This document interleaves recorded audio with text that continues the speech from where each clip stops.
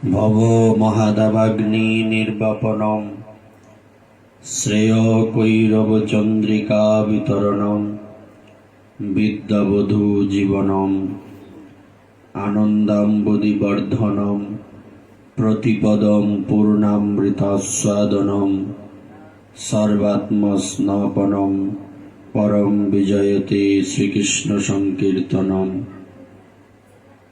শ্রী শ্রী শিক্ষাষ্টকে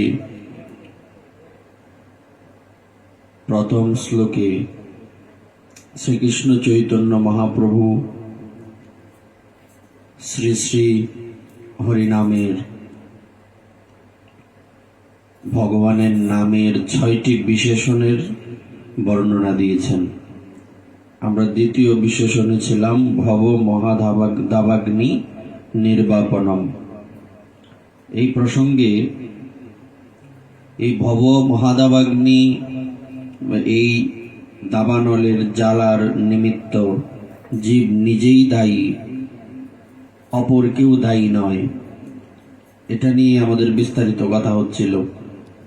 কোন গুরুদেব তার এক শিষ্যকে রন্ধনের নিমিত্ত নিকটস্থ পল্লী থেকে অগ্নি আনতে বললেন। শিষ্য অগ্নি অন্বেষণ করেও না পেয়ে শ্রী গুরুদেবকে প্রশ্ন করলেন, অগ্নি আনতে আর কোথায় যাবে সে? গুরুদেব ভাবলেন, এত অপদার্থ, একটু অগ্নি আনার সামর্থ্য নেই। তাই রাগ করে বললেন, যা জমের বাড়ি থেকে আগুন নিয়ে আয়। শিষ্য সরল প্রাণ শ্রী গুরুদেবের আদেশ পালনের জন্য উৎকণ্ঠিত প্রাণে জমের বাড়ি খুঁজে বেড়াতে লাগলেন। যমরাজের বাড়ি কোথায় আছে? সরল প্রাণ গুরুদেবের বাক্য আদেশ। যম মহারাজ গুরুভক্ত শিষ্যের উৎকণ্ঠা দেখে স্থির থাকতে না পেরে তাকে নিজ নিলয়ে আনয়ন করলেন। শিষ্যটি গুরুর আজ্ঞা যম মহারাজের নিকট নিবেদন করে আগুন চাইলেন। যম মহারাজ বললেন, বৎস, এখানে আগুন জ্বালানোর ব্যবস্থা নেই। এখানে প্রতিনিয়ত আগুনে অনেক দগ্ধ হচ্ছেন বটে, কিন্তু সে অনল তারা নিজেই সঙ্গে করে এনেছেন এবং নিজের আনা অনলে নিজেই দগ্ধ হচ্ছেন, তাই সে অনল অন্যের কাজে আসে না। বলবার অর্থ হচ্ছে, আমরা যেটা জানি যমলোকে সেখানে এমন হয়তো কোনো নরক আছে যে নরকের মধ্যে অগ্নি মানে ফুটন্ত অগ্নি, সেখানে কোনো পাপীকে ফেলে দেওয়া হচ্ছে, ওখানে সে কষ্ট পাচ্ছে। এই আগুন মূলত আমাদের এই নর্মাল আগুন নয়, এটা বিশেষ আগুন।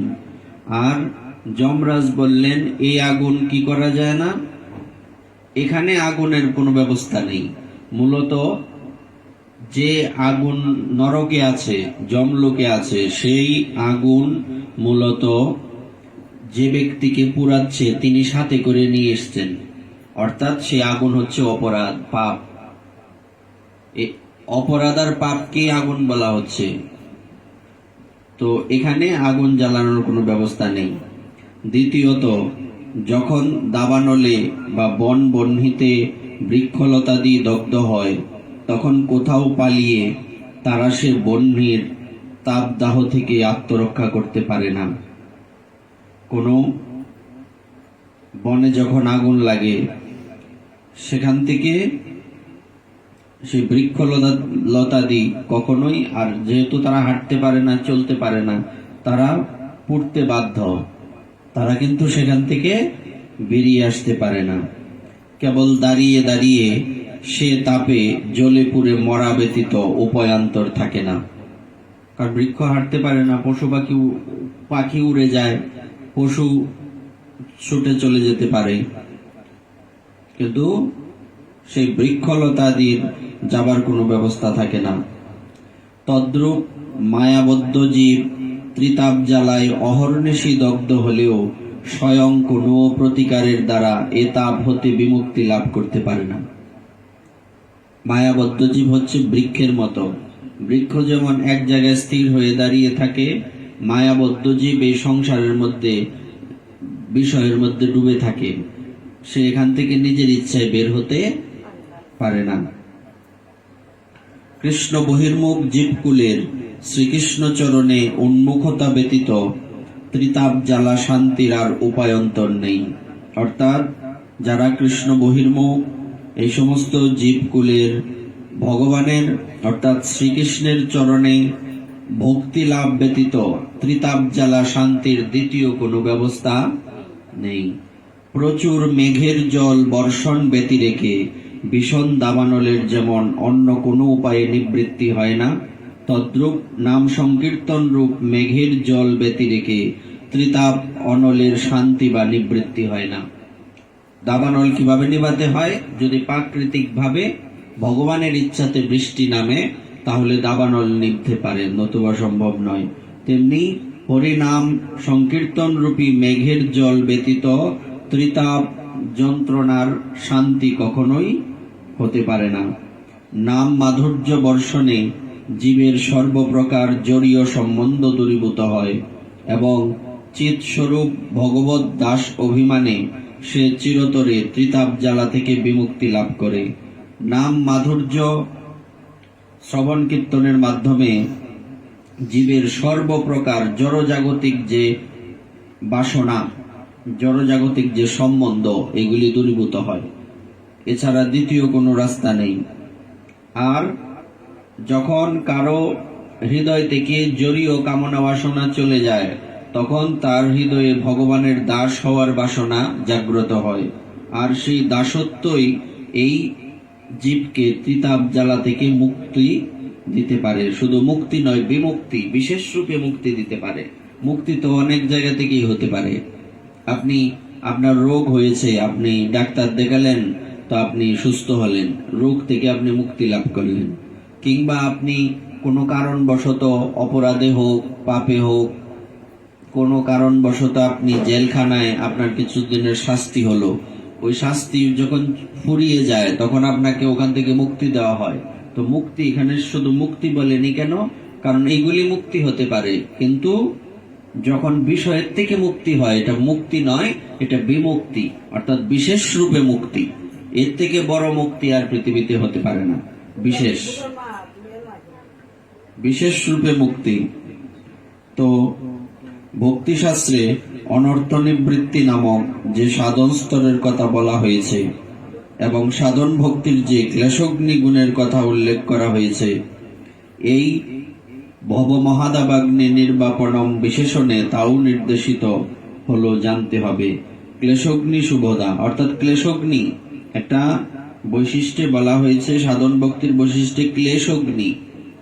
আমরা এই সংসারের জ্বালা যন্ত্রণা ভোগ করে করে কখনো আমাদের কি হয়, যেমন কোনো ব্যক্তি যখন কোনো রাজার দ্বারা বিশেষভাবে অত্যাচারিত হয়, অত্যাচারিত হতে হতে হতে হতে সে জানে সে রাজার সাথে সে পেরে উঠবে না, তারপরেও একটা সময় যখন দেয়ালে পিঠ থেকে যায় তখন সে কি করে? সে তখন প্রতিরোধ করার চেষ্টা করে। তেমনি এই সংসারে অনেক যন্ত্রণা ভোগ করতে করতে করতে করতে একটা সময় আমাদের মনের মধ্যে বৈরাগ্য জাগ্রত হয়, একে বলে ক্লেশগ্নি। এটা সাধন ভক্তির বিশেষ লক্ষণ। এটা যে গ্রন্থটা আমরা আগে একদিন নাম বলেছিলাম যে আমরা কোন স্তরে আছি, এটা যে গ্রন্থ পড়লে বুঝতে পারবো, ওই গ্রন্থে এটার বিস্তারিত বর্ণনা আছে। মাধুর্য কাদম্বিনী, রাগবর্ত্ম চন্দ্রিকা, এই গ্রন্থের মধ্যে এটা বিস্তারিত লেখা আছে। তারপর তৃতীয় বিশেষণে বলা হয়েছে শ্রেয় কৈরব চন্দ্রিকা বিতরণম। শ্রেয় অর্থে মঙ্গল, কৈরব শব্দের অর্থ কুমুদ এবং চন্দ্রিকা মানে হলো জ্যোৎস্না। তাহলে এটাকে আমরা যদি একসাথে করি, কুমুদ মানে কি? পদ্ম, আর চন্দ্রিকা মানে জ্যোৎস্না, আর শ্রেয় হলো মঙ্গল। মঙ্গল, পদ্ম আর জ্যোৎস্না, এগুলি একসাথে করলে কিরকম একটা শব্দ আসে? এই হরিনাম আমাদের কি করে? মঙ্গল প্রদান করে। তারপর পদ্ম, পদ্মটা আসলে কিসের সাথে তুলনীয়? এই পদ্মটা হচ্ছে ভক্তির প্রতীক। এই জন্য বলা হয়েছে, যেমন গুরু বন্দনায় আছে শ্রী গুরু চরণ পদ্ম। এবং দেখবেন যত বিগ্রহ রয়েছে সব বিগ্রহের নিচে কি থাকে? যেখানে ভগবান দাঁড়িয়ে থাকেন পদ্ম থাকে না? পদ্মটাই হচ্ছে ভক্তির প্রতীক। এই পদ্মের মধ্যেই ভগবান নিবাস করেন। আর আমাদের শরীরের মধ্যে এরকম কতগুলি পদ্ম রয়েছে, দ্বিদল পদ্ম, চতুর্দল পদ্ম, দশম দল পদ্ম, এরকম, যেগুলিকে আমরা কি বলি? চক্র বলি। শরীরের বিভিন্ন জায়গায়, যেমন এখানে এই জায়গাতে একটা পদ্ম আছে, যে পদ্মের দুটো দল, দুই দল, দ্বিদল পদ্ম, এখানে যেখানে ধ্যান করতে হয়। তারপর হৃদয়ের মধ্যে আছে, তারপর দ্বাদশ দল পদ্ম, দশম দল পদ্ম, চতুর্দল পদ্ম, এরকম পদ্ম আছে। আর ভগবানকে বসাতে হবে পদ্মের মধ্যে। তো নামের ফলে কি হয়? মঙ্গল সাধিত হয়। আর সেই নামের ফলে প্রেমের যে কুসুম বা প্রেমের যে পদ্ম, সেই পদ্মের জ্যোৎস্না, জ্যোৎস্না বলতে এমনি জ্যোৎস্নাবতী রাত্রি হচ্ছে স্নিগ্ধ, এটা হচ্ছে আস্বাদনের ব্যাপার। তেমনি ওই পদ্মের মাধুর্যের কথা এখানে বলা হয়েছে, ভক্তিরূপী পদ্মের মাধুর্যের কথা এখানে বর্ণনা হয়েছে। নাম সংকীর্তন জীবের মঙ্গল রূপ কুমুদ বিকাশে জ্যোৎস্নার ন্যায়। নামটাকে কিসের সাথে তুলনা করা হয়েছে? জ্যোৎস্নার সাথে তুলনা করা হয়েছে। আর এটা কি করে? জীবের মঙ্গল রূপ পদ্ম বিকশিত, অর্থাৎ কোন পুষ্প যখন বৃক্ষে থাকে কলি অবস্থায়, সেটা কিন্তু আমরা ভগবত সেবায় লাগাই না, কেননা কলি কখনো ভগবত সেবায় লাগে না, ফুলটাই লাগে। তো এখানে বলছে বিকাশের কথা বলছে, যখন নাম করতে করতে আপনার হৃদয়ে সেই ভক্তি পদ্ম বা ভক্তি কুমুদ প্রকটিত হবে, বিকশিত হবে, ফুটে যাবে, তখন কিন্তু সেখানে ভগবান এসে অবস্থান করবেন। এই জন্য এখানে বলা হয়েছে নাম সংকীর্তন জীবের মঙ্গল রূপ পদ্ম বিকাশে জ্যোৎস্নার ন্যায়। জ্যোৎস্না যেমন স্বীয় আলোক বিতরণে কুমুদ কুসুমকে প্রফুল্লিত করে, তদ্রূপ শ্রীকৃষ্ণের নাম সংকীর্তনে মানবের মঙ্গল রূপ কুমুদ হর্ষোৎফুল্ল হয়ে ওঠে। অর্থাৎ কিছু পদ্ম আছে যেগুলি রাত্রিবেলা ফুটে, জ্যোৎস্নায় ফুটে। এখানে এই পদ্মের কথাই বলা হয়েছে। তো ভগবানের নাম সংকীর্তন কি করে? মানবের মঙ্গল রূপ পদ্ম বিকশিত করে। আর এই শ্রেয় বা মঙ্গল কি? মঙ্গল কাকে বলে? মঙ্গল বিষয়টা কি? মঙ্গল মানে কল্যাণ।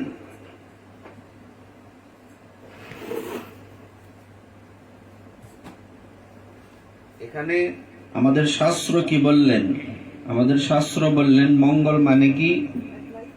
এটা শ্রুতিতে লিখিত আছে। একটা হচ্ছে আমরা বলছিলাম, একটা শ্রেয় আর একটা হচ্ছে প্রেয়। শ্রেয় আর প্রেয়র মধ্যে পার্থক্য এখানে লিখিত আছে। শ্রেয়শ্চ প্রেয়শ্চ মনুষ্যমেতস্তৌ সম্পরিত্য বিবিনক্তি ধীরঃ শ্রেয় হি ধীর হবি প্রেয়স বৃণীতে প্রেয়মন্দ যোগক্ষেমাদ বৃণীতে। অর্থাৎ শ্রেয় প্রেয় মনুষ্যকে আশ্রয় করে। জ্ঞানী ব্যক্তি প্রকৃষ্ট রূপে বিচার দ্বারা ভিন্ন রূপে এদের তত্ত্ব অবগত হন। জ্ঞানীগণ প্রেয় অপেক্ষা শ্রেয়কেই বরণ করেন, আর মন্দমতিগণ যোগক্ষেম অপ্রাপ্ত বিষয়সুখ প্রাপ্তি ও প্রাপ্ত বিষয়সুখের রক্ষণাবেক্ষণ কামনায় প্রেয়কেই গ্রহণ করে থাকেন। অর্থাৎ যা মানুষ সহজে পায় তাকেই গ্রহণ করে, যেটা পেতে কঠিন হয় সেটা কিন্তু গ্রহণ করে না। আর যা সহজে পাওয়া যায় তাতে কিন্তু বিপত্তি থাকে। সহজে কিছু প্রাপ্ত করা এমনিতেও উচিত নয়। যেমন কোনো ব্যক্তি যখন, ধরুন আপনার সন্তান, সে আপনার কাছে টাকা চাইলেই পেয়ে যাচ্ছে, তখন কিন্তু সে টাকাটা উপার্জন করতে কতটুকু কষ্ট হয়েছে এই অনুভূতিটা কিন্তু তার মধ্যে নাই, সে বুঝতে পারবে না। কিন্তু যে ব্যক্তি অধিক পরিশ্রম করার পর অর্থ ইনকাম করবেন, ওনার কিন্তু এই অর্থের প্রতি একটা মানে সেই অনুভূতিটা আছে যে অর্থটা প্রাপ্ত করতে গেলে বা আমাকে ওই অর্থটা পেতে কতটুকু কষ্ট করতে হয়েছে। তো সহজে কিছু পাওয়া উচিত নয়। আর সহজে কিছু পেলে নিত্য গঙ্গা কি বলে, নিত্য গঙ্গা কি জলের মতো হয়ে যায়, এটা নিত্য গঙ্গা থাকে না, তেমনি সহজে কিছু পেতে নাই। তো এই শ্রেয় মানে কি? শ্রেয় হচ্ছে প্রাপ্তিটা কঠিন, কিন্তু এটাই শ্রেষ্ঠ প্রাপ্তি এবং এটা স্থায়ী প্রাপ্তি। আর প্রেয় মানে হচ্ছে এটা অস্থায়ী প্রাপ্তি, সহজে পাবেন কিন্তু অস্থায়ী। তো মানুষ তো এটাই গ্রহণ করে। যেমন বাজারে গেলে কোনো দ্রব্য কিনতে গেলে মানুষ কোনটা কিনে? যেটা দেখতে সকসক করে, দেখতে সকসক করে। আর যারা এই সমস্ত দ্রব্য তৈরি করে তারা খুব ভালো করে জানে মানুষের চাহিদা কিরকম।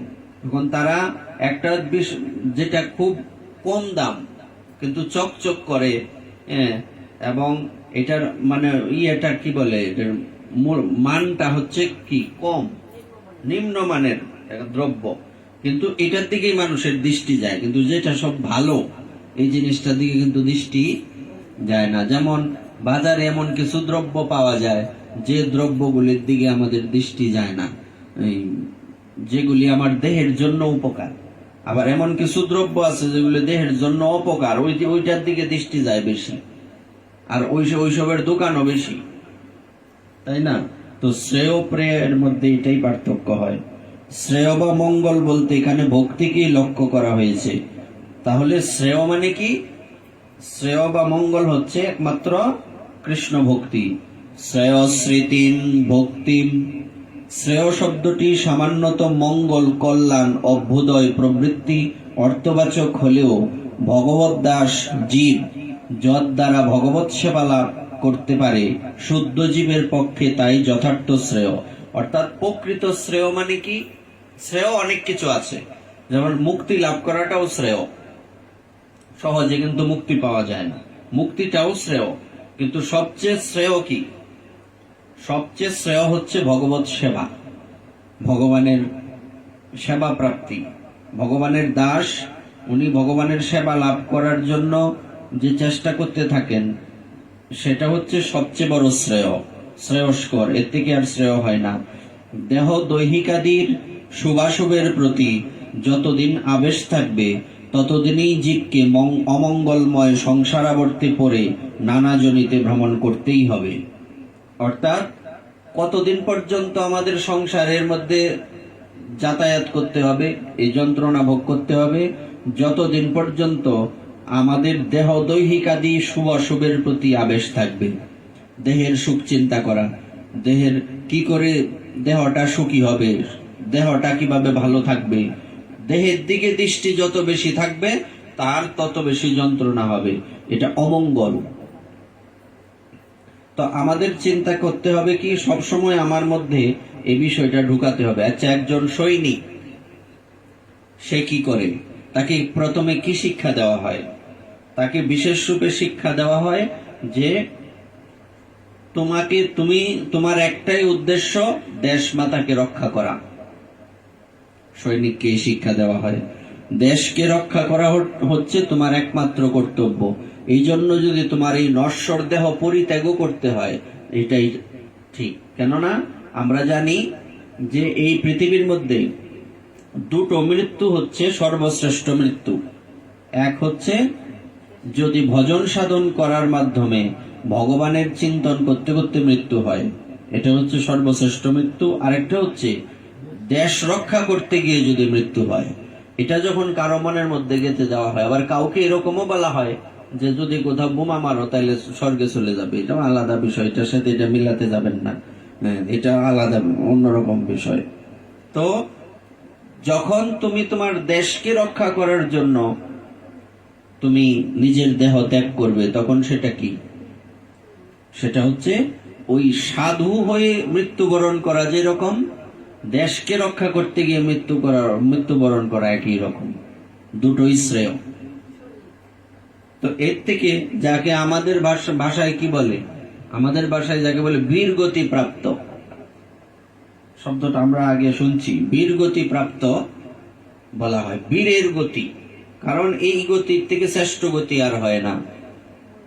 আর ভক্তির যে, আর কি বলছে এই কথাটা কেন বললাম, ওই সৈনিককে প্রথমেই শিক্ষা দেওয়া হয় যে তোমার দেহের প্রতি দৃষ্টি থাকলে হবে না, তুমি যদি দেহের চিন্তা করো, যেমন আপনারা চিন্তা করতে পারবেন না, যারা জানেন ভারতে এমন কিছু জায়গা আছে যেখানে মাইনাস অনেক, মানে 20-30 ডিগ্রি সেন্টিগ্রেড মাইনাস, ওখানে ওই জায়গাতে ওই বরফের মধ্যে সৈনিকরা পাহারা দেয়, দেশ রক্ষা করে। চিন্তা করতে পারেন বিষয়টা, নিজেকে ভাবেন তো ওখানে কতক্ষণ টিকতে পারবেন। দেশ রক্ষা এমনও, মানে ওখানে জমে গিয়ে মৃত্যু হয় অনেক সৈনিকের, কিছু করার নেই। ওনারা হচ্ছে বীর, ওনারা হচ্ছে প্রকৃত বীর। দুই ধরনের বীর হয়, এক হচ্ছে যারা সংসারকে মলের মতো পরিত্যাগ করে, মল ত্যাগ করার পর যেমন মানুষ পিছনে ফিরে তাকায় না, তেমনি সংসারকে সাধু ত্যাগ করে মলের মতো, পিছনে ফিরে তাকানোর কোনো সুযোগ নেই। কেউ মৃত্যুবরণ করলে শ্মশান থেকে ফিরে আসার সময় পিছনে তাকাতে হয় কি, কেন বলছে না, পিছনে তাকানো যাবে না। এটা দিয়ে বোঝানো হয় যে আমরা যাতে সংসারের দিকে তাকিয়ে না থাকি, আমাদের দৃষ্টি থাকবে সামনে, সংসার রূপী দুঃখময় পিছনে যাতে আমরা না তাকাই। তো এটা বলবার অর্থ হচ্ছে যতদিন পর্যন্ত দেহের প্রতি আবেশ থাকবে ততদিন পর্যন্ত কিন্তু কোনোভাবেই কোনো মতেই একজন ব্যক্তি প্রকৃত সুখ লাভ করতে পারবে না। যেমন নাগা সন্ন্যাসীদেরকে দুটো বিশেষ শিক্ষা দেওয়া হয়। একটা হচ্ছে প্রথমে তাদেরকে শিক্ষা দেওয়া হয়, যেটা আমাদের সনাতন শাস্ত্রের বিশেষ শিক্ষা, তুমি দেহ নও, তুমি মনও নও, তুমি হচ্ছে আত্মা, ভগবানের অংশ, সুতরাং তোমার কোনো মৃত্যু নাই। এই শিক্ষা দেওয়া হয়। এই শিক্ষা বিশেষভাবে দেওয়ার পর তাদেরকে কি করা হয়, দেহের থেকে বেরিয়ে আসার জন্য গরমের দিনে, প্রচুর গরম, এই গরমের মধ্যে আপনার ধরুন এই 50 ডিগ্রি, 45 থেকে 50 ডিগ্রির মধ্যে গরম, আরো বেশিও হয় কিছু কিছু জায়গায়। তো সেখানে সেই জায়গার মধ্যে কি করা হয়, ওই সাধু উনি বসে থাকেন, ওনার চতুর্দিকে আগুনের কুণ্ডলি দেওয়া হয়, চতুর্দিকে আগুন জ্বলছে, এমন ভাবে দেওয়া হয় যাতে গায়ে না লাগে, গায়ে লাগলে তো পুড়েই যাবে, গায়ে লাগে না কিন্তু তাপটা বিশেষভাবে লাগে। ওখানে প্রায় 108 দিন বসে ওনাকে তপস্যা করতে হয় এই গরমের মধ্যে। শীতের দিনে আবার কি করা হয়, শীতের দিনে উনি তপস্যা করছেন বসে, আর তারপর ওনার মাথার উপরে একটা মাটির ঘড়া দেওয়া হয় বা ঘটি দেওয়া হয়, নিচের দিকে ছিদ্র, আমরা যেমন জল জরা দিই না বৃন্দা দেবীতে বৈশাখ মাসে, আর উনি বসে আছেন ওখানে, আর ফোটায় ফোটায় ওনার শরীরে জল পড়ছে, এবং একজন ভক্ত তার কাজেই জল শেষ হইবার আগে জল ভর্তি করে দেওয়া, বরফ জল। তো ওইভাবে 108 দিন সে চেষ্টা করে। তো এইভাবে তার দৈহিক যে দেহের প্রতি যে একটা মায়া মোহ, এটা শেষ হয়ে যায়। একজন সাধুর এটাই স্পেশালিটি, যতক্ষণ পর্যন্ত দৈহিক প্রীতি কারো নষ্ট না হবে সে কোনোদিন এই সংসারের বিষয় থেকে মুক্ত হতে পারবে না। এই জন্য আবার লেখাটা পড়লে বুঝতে পারবো, দেহ দৈহিক আদি শুভাশুভের প্রতি যতদিন আবেশ থাকবে, যতদিন পর্যন্ত দেহের প্রতি আসক্তি থাকবে, যতদিন পর্যন্ত দেহের প্রতি আমাদের মোহ থাকবে, ততদিনই জীবকে অমঙ্গলময় সংসার আবর্তে পড়ে নানা জনিতে ভ্রমণ করতেই হবে। এবার সহজ হয়ে গেল কথাটা।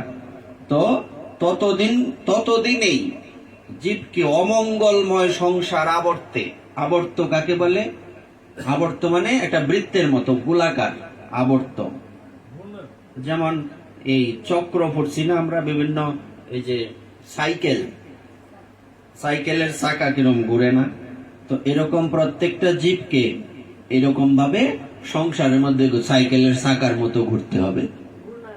ঘূর্ণায়মান, এটা এই কথাই বলছে। এটা কি বলে? আবর্ত। ঘোড়াটাকে বলে আবর্ত। এই সংসার চক্রে আমাদের এরকম আবর্তিত হতেই হবে, এটা বাধ্যতামূলক। এর থেকে মুক্তির কোনো রাস্তা নাই যতদিন পর্যন্ত আমাদের দেহ দৈহিক কামনা বাসনা না কমলো, ততদিনই এই সংসারে আসতেই হবে। কৃষ্ণ নাম সংকীর্তন মানবের দেহের দৈহিকাদির আবেশ,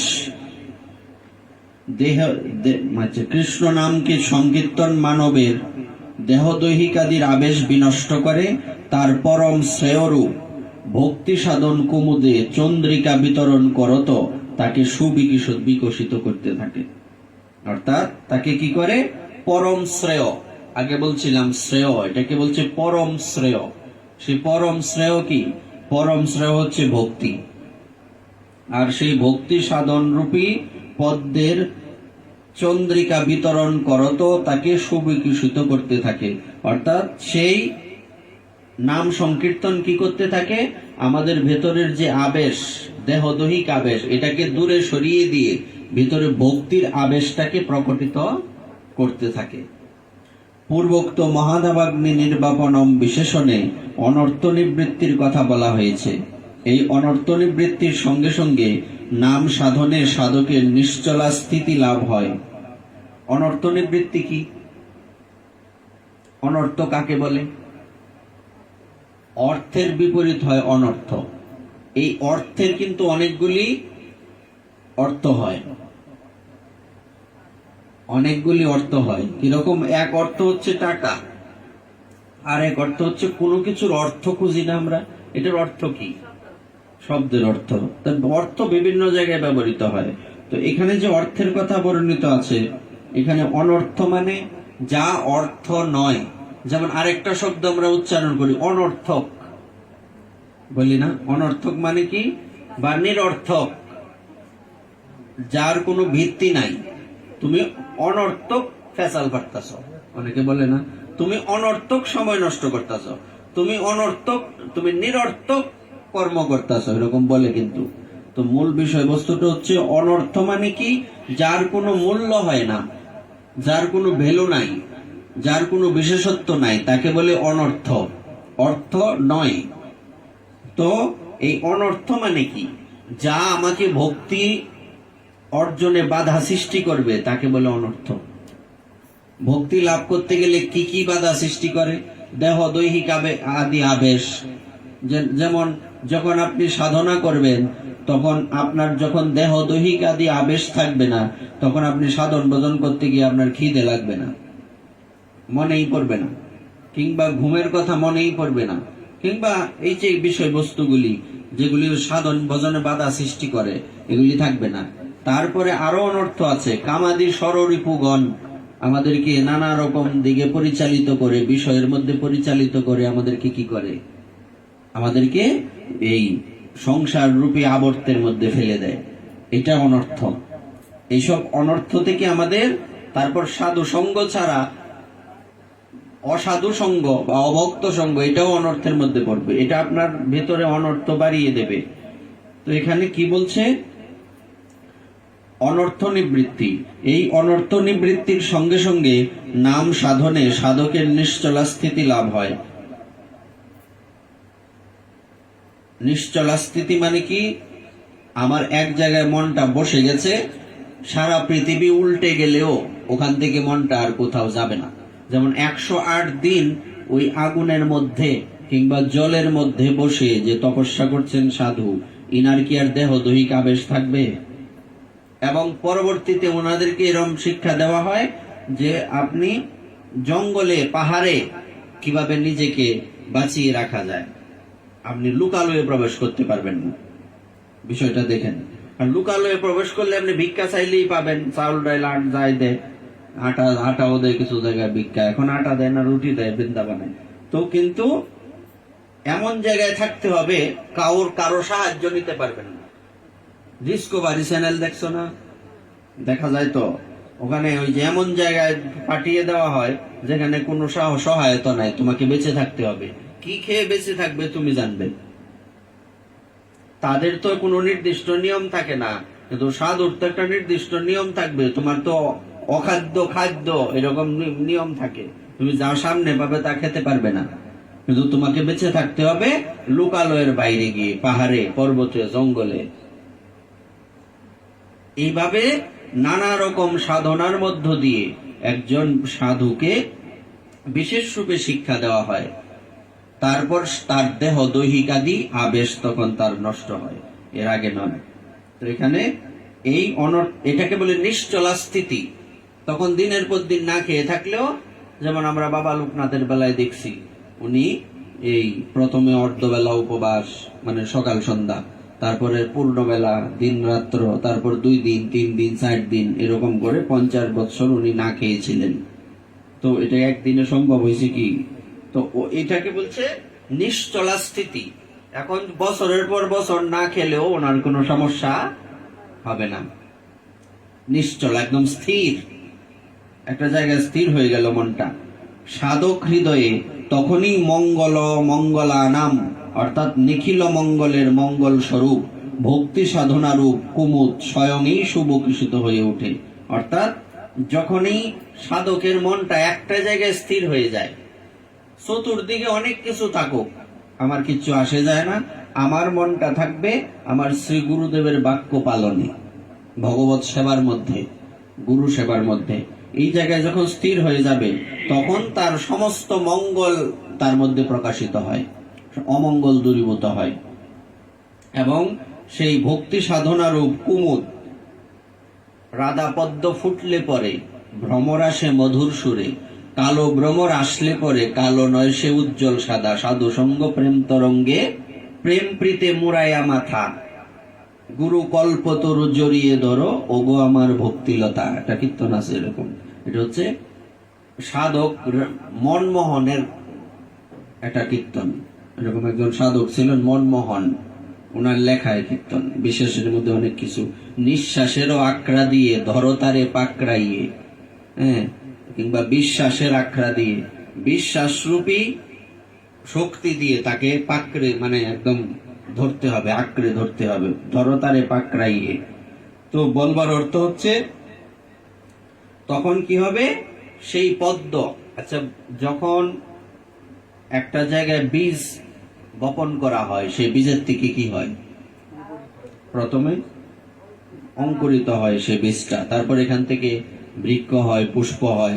তেমনি যখন কারো অনর্থ নিবৃত্তি হবে, তার মনটা একটা জায়গায় স্থির হয়ে যাবে, ওই মন্ত্রের প্রতি, তার সেই মন্ত্র দেবতার প্রতি, মন্ত্রের প্রতি, মন্ত্রদাতার প্রতি যখন নিশ্চল ভক্তি হয়ে যাবে, আর কোনো জায়গায় মনটা যাবে না, তখন তার ভিতরে সেই পদ্ম প্রস্ফুটিত হবে, সেই পদ্মটা গোবিন্দ সভায় লাগবে।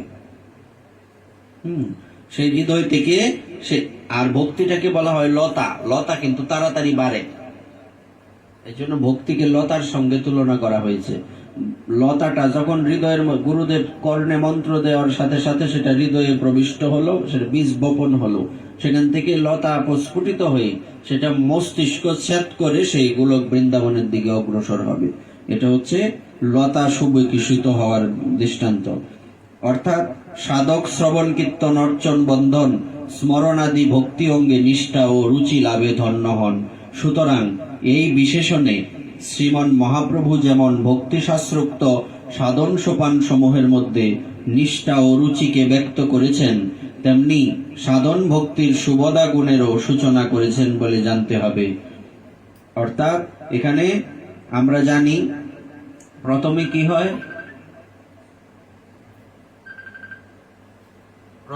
হয়, ভক্তিটা কিভাবে আমাদের হৃদয়ে প্রকাশিত হয়, প্রথমে আগে দেখতে হবে। সর্বপ্রথমেই আমাদের মধ্যে কি আসে? প্রথম শ্রদ্ধা। শ্রদ্ধা যদি না আসে, তাহলে তো কোনো কর্মই আমার করতে ইচ্ছে করবে না, কোনো ভাগ্যে। আর শ্রদ্ধা সবার আসে না, কিন্তু কোনো ভাগ্যে জীবের শ্রদ্ধা যদি হয়, এখানে কিন্তু সার্বজনীন কথা বলা হয়নি, সার্বজনীন সবার শ্রদ্ধা আসবে না। যারা আমরা এখানে বসে আছি, আমাদের মধ্যে আবার বাছাই হবে, যে আমাদের মধ্যে কতটুকু শ্রদ্ধা, এবং যতটুকু শ্রদ্ধা উদিত হয়েছে সেটার জন্য বাকি শ্রদ্ধাটুকু যাতে আমার মধ্যে আসে, সেটা আনয়ন করার জন্য আমাকে বারবার আসতে হবে। অনেক কঠিন বিষয়, কিন্তু এটা এতটা সহজ না।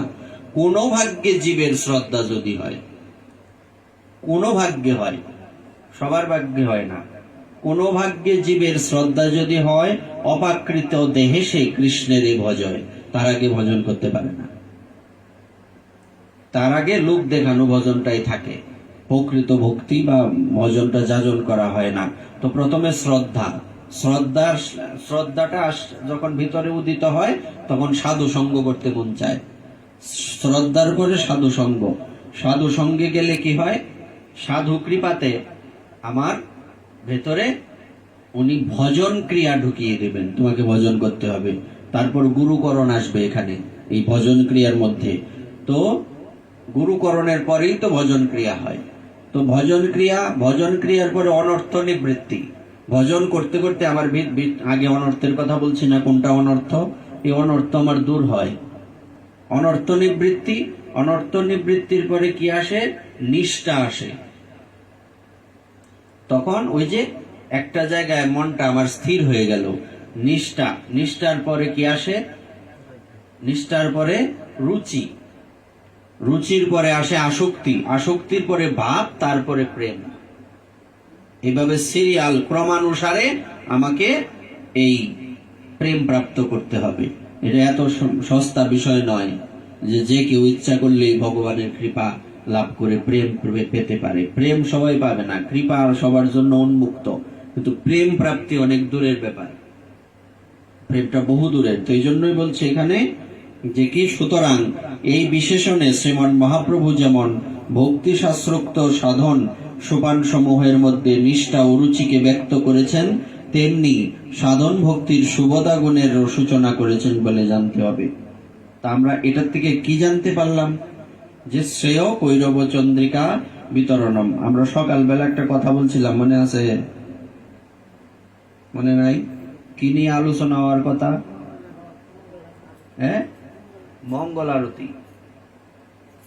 মঙ্গল আরতির যে কথাগুলি, আমরা অনেকেই কিন্তু অর্থগুলি বুঝি না।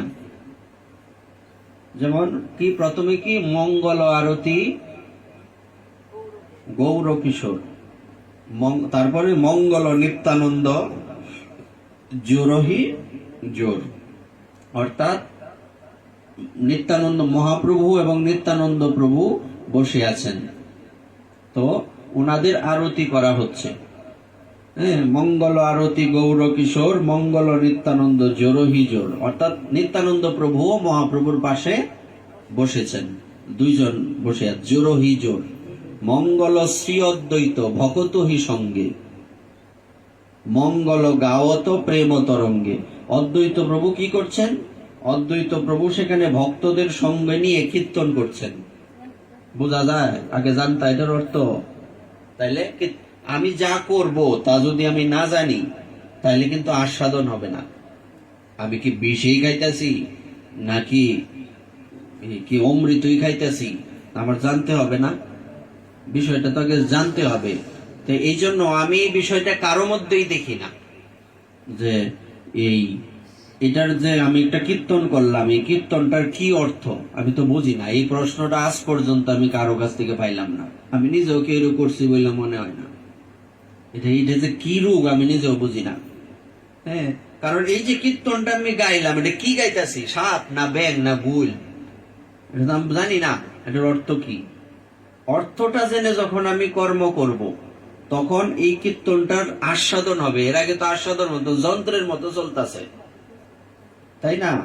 এখানে বলছে মঙ্গল শ্রী অদ্বৈত ভকত হি সঙ্গে, ভক্তদের সঙ্গে, মঙ্গল গাওত প্রেম তরঙ্গে, ভক্তদের সঙ্গে নিয়ে অদ্বৈত প্রভু প্রেম তরঙ্গে নৃত্য করতে করতে কীর্তন করছেন। আর নিত্যানন্দ প্রভু আর মহাপ্রভু বসে আছেন, তাদের আরতি হচ্ছে। আচ্ছা, আরতি কে করছে পরে দেখা যাবে। মঙ্গল বাজত খুলো করতাল, যেমন ভক্তিবিনোদ ঠাকুর যে একটা কথা আছে ওনার একটা পদের মধ্যে লিখিত আছে এরকম, মৃদঙ্গবাদ্য শুনিতে মন অবসর সদা যাচ্ছে, গৌরবিহিত কীর্তন শুনে আনন্দে হৃদয় নাচে। অর্থাৎ মৃদঙ্গবাদ্যটা কিন্তু মঙ্গল, করতাল, মৃদঙ্গ, শঙ্খ, এগুলি মঙ্গলের শব্দ। হ্যাঁ, তো মঙ্গল বাজত খুল করতাল, এই শব্দ যখন কারো কর্ণে প্রবেশ করে তখন তার হৃদয়কে পবিত্র করে। মঙ্গল বাজত খুল করতাল, মঙ্গল হরিদাস নাচত ভালো। খুল করতাল বাজছে, ভক্তগণ বাজাচ্ছেন, আর হরিদাস ঠাকুর মাঝখানে নৃত্য করছেন। মঙ্গল হরিদাস নাচত ভালো, মঙ্গল ধূপদীপ লইয়া স্বরূপ, তাইলে স্বরূপ দামোদর আরতি করছেন, বোঝা গেল। আমরা বলছিলাম একজন হচ্ছে মহাপ্রভুর ডান হাত, আর একজন হচ্ছেন, এনারা কারা? স্বরূপ দামোদর আর হচ্ছে রায় রামানন্দ। ওনারা বৃন্দাবন লীলাকে ললিতা বিশাখা, বৃন্দাবনে যারা ললিতা বিশাখা, নবদ্বীপে এনারা রায় রামানন্দ আর স্বরূপ দামোদর। তো আরতি কে করছেন? স্বরূপ দামোদর। মঙ্গল ধূপদীপ লইয়া স্বরূপ, মঙ্গল আরতি করে অপরূপ, অপরূপ আরতি করছেন, বুঝায় যা। মঙ্গল গদাধর হেরি পহু হাস, হ্যাঁ, মঙ্গল গাওত দীন কৃষ্ণ দাস। অর্থাৎ মঙ্গল গদাধর, গদাধর পণ্ডিত কি করছেন? ইনি মহাপ্রভুর দিকে তাকিয়ে হাসছেন। গদাধর পণ্ডিত মহাপ্রভুর দিকে তাকিয়ে হাসছেন, আর মহাপ্রভু গদাধর পণ্ডিতদের দিকে তাকিয়ে হাসছেন। এটা কি তত্ত্ব প্রকাশ করে? তত্ত্বটা কিসের? আর কাউকে দেখে আসেন না উনি? এখানে এই জায়গায় ওনাকে দেখে আসার কারণ কি?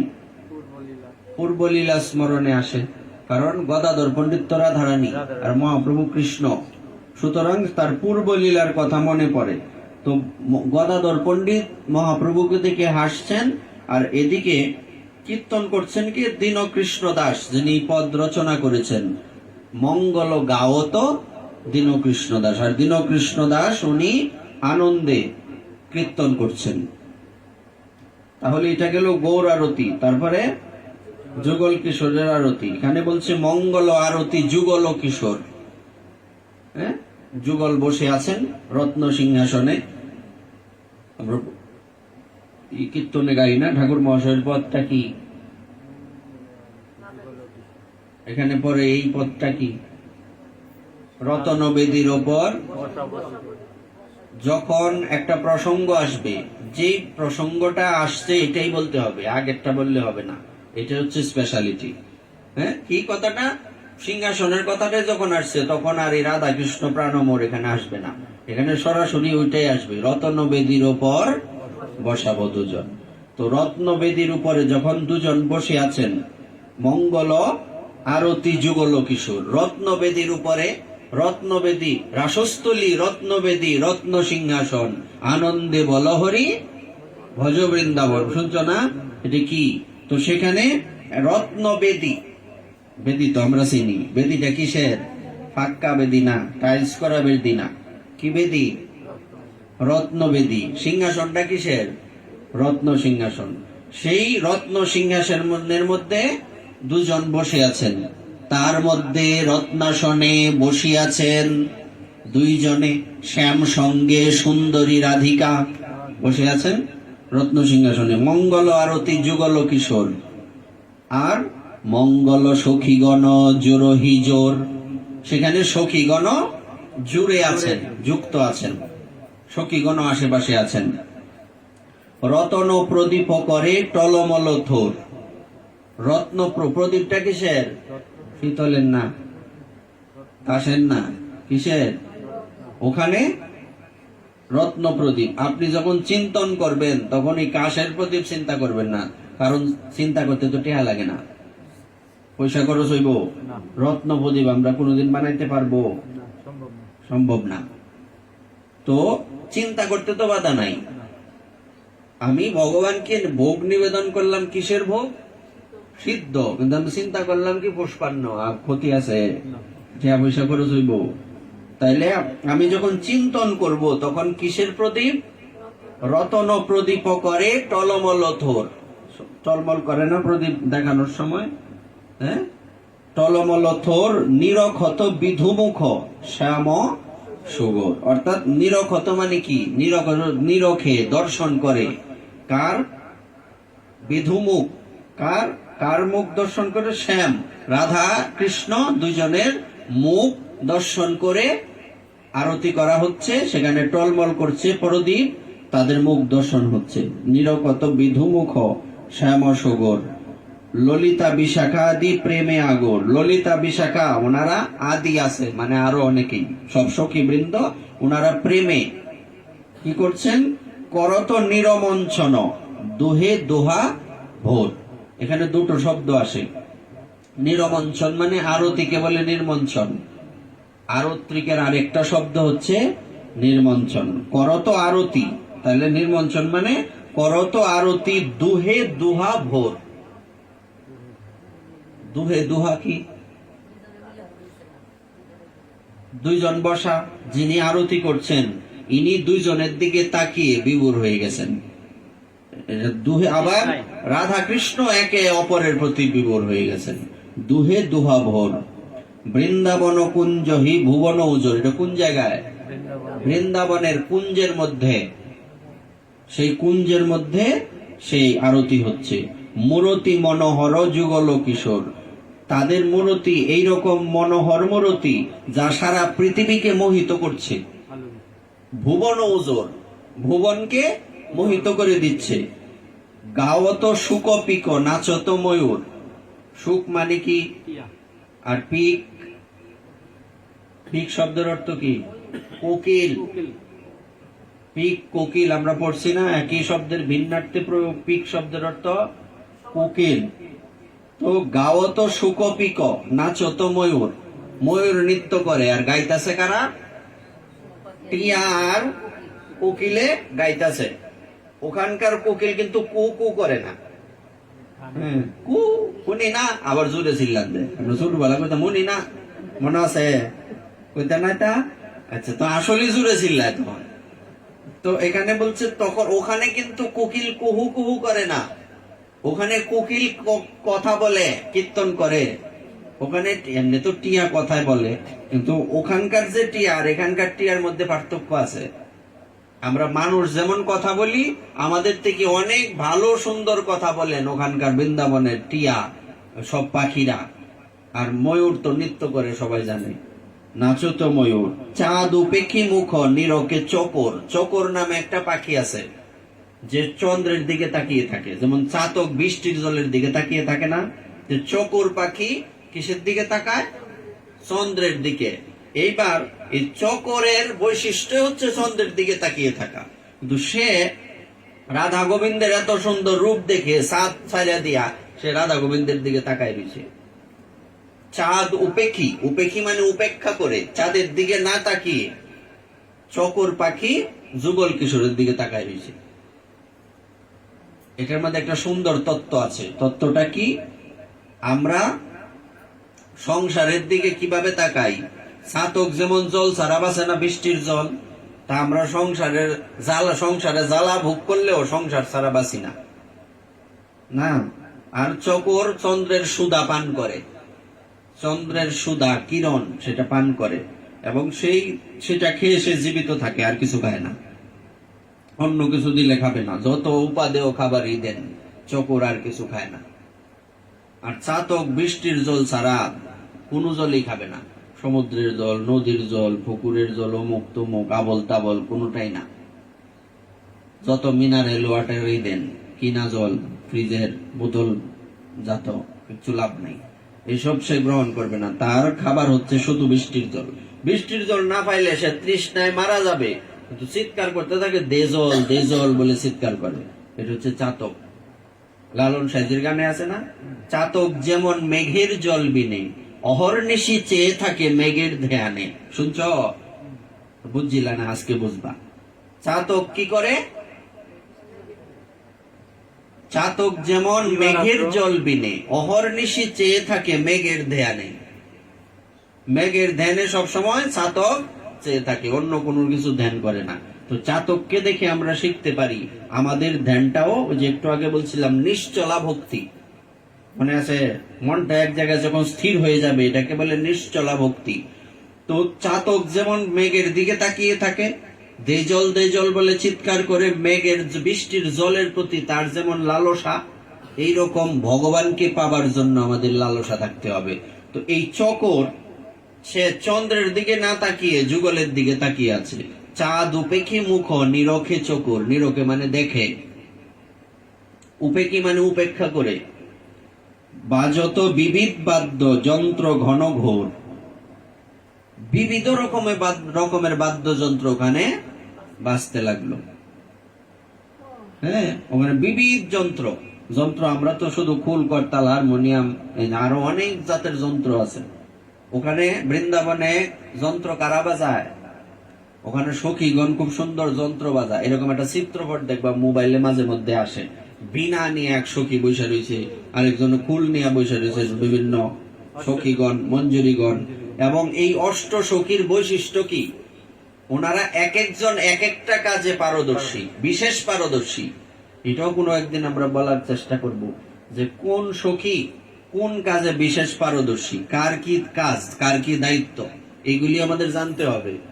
মানে এক কথায় হচ্ছে, আমরা যেমন এখানে সংসার জোড়ায় বইছি না, সংসার প্রত্যেকে ওই ভক্তি মার্গে মঞ্জুরি সাধনা, এটা আলাদা একটা সংসার, এটা আলাদা একটা পৃথিবী। এটা আমরা এত সহজ ভাবে এটা বুঝতে পারবো না। ওখানকার কার কি বৈশিষ্ট্য, কার কি নাম এবং ওনাদের কি কাজ বিস্তারিত, মানে যেমন এই ব্যাকরণ, ব্যাকরণ কি সূত্র একটা শব্দ হইলে কি হবে, এটার পরিধি কিরকম, এটা আলাদা একটা জগৎ না। ইংলিশ একটা বই, গণিত একটা বই, এটা কি শব্দটার মধ্যে সীমাবদ্ধ না, আরো অনেক বড়। এই গণিতের আবার আলাদা আলাদা কথা, আলাদা আলাদা রূপ, পাটিগণিত, বীজগণিত, হ্যাঁ, জ্যামিতি, ত্রিকোণমিতি, পরিমিতি, এরকম আলাদা আলাদা আছে না। তো এই জগৎটা, ভক্তি জগতে যে মঞ্জুরি স্বরূপের সাধনাটা, ওইটাও আলাদা আলাদা এরকম জগৎ। আমরা যেটা বলছি এটা হচ্ছে একদম প্রাথমিক স্তরের কথা, ওই দিন যেটা আমরা নিয়ে আলোচনা করলাম, এই একদম প্রাথমিক প্রাইমারি স্টেজ, ভর্তি হওয়ার আগের কথা এটা। তাহলে এই সখী মঞ্জুরিগণ কে কোন কাজে পারদর্শী এবং তাদের কি কাজ, ওনারা কোথায় কোথায়, এমনকি ওখানে একটা স্ট্রাকচার আছে, একটা গঠন, যে রাধারানীর বাড়িটা কোন জায়গায়, নন্দ মহারাজের বাড়ি কোন জায়গায়, নন্দ মহারাজের রন্ধনশালা কোন দিকে, হ্যাঁ, কোন দিকে উদ্যান, কোন দিকে এই যমুনা, এই যে একটা, যে কোন জায়গায় গোশালা, এই সমস্ত কিছু একটা স্ট্রাকচার দেওয়া আছে, দেখবা ভক্তকণ্ঠে, দেখছো স্ট্রাকচার আছে না, দেখবা নন্দ মহারাজের রন্ধনশালা, হ্যাঁ, যোগপীঠ, এটাকে এক কথায় বলে যোগপীঠ। হ্যাঁ, তো এটার একটা স্ট্রাকচার, এটা মুখস্থ করতে হয়। আচ্ছা, সহজে বুঝাই, যেমন আমাদের যে এই অভিমন্যু, সে যখন সপ্রভুহের মধ্যে প্রবেশ করে, দুটো ঘটনা আমরা বলছি। একটা ঘটনা হচ্ছে যখন অর্জুন চক্রব্যূহ তৈরি করে, আচ্ছা আর একটু ভিতরে যাই, যেমন ধরেন এই একটা বিল্ডিং করার আগে ইঞ্জিনিয়ারে ছোট্ট একটা বাড়ি বানাই দেয় না, দেখছো না, কেনাকালি বানায় ওদের, বানাই দেয় না, বিশেষ বিশেষ জায়গায় সে যে একটা জয় রাধে জয় রাধে সাধুদের আগমন, হ্যাঁ, সাধুদের আসন দেব। তো এই ইঞ্জিনিয়ার কি করে, একটা স্ট্রাকচার তৈরি করে দেয়। হ্যাঁ, এই মানে একটা মানুষ যখন ঘর তৈরি করবে, মানে এই দিকটা জায়গা দিলাম, ওনারা এই বিছানার যাইব, জায়গা নাই তো, আমরা গরিব মানুষ।